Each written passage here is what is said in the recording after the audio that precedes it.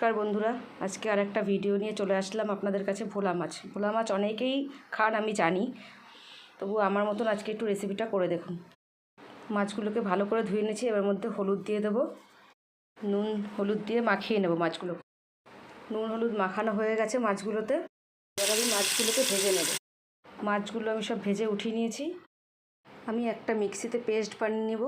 এখানে আছে আদা, রসুন, টমেটো, লাল লঙ্কা। গরম হয়ে গেছে, এবার আমি পেস্টটা ঢেলে দেবো।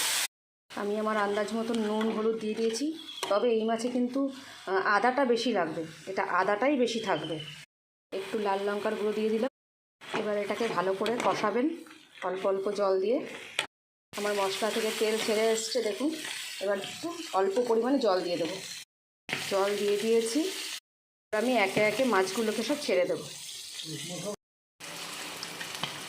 জল দিয়ে দিয়েছি, এবার এটাকে একদম আস্তে ধিমি আঁচে ফুটতে দেবেন।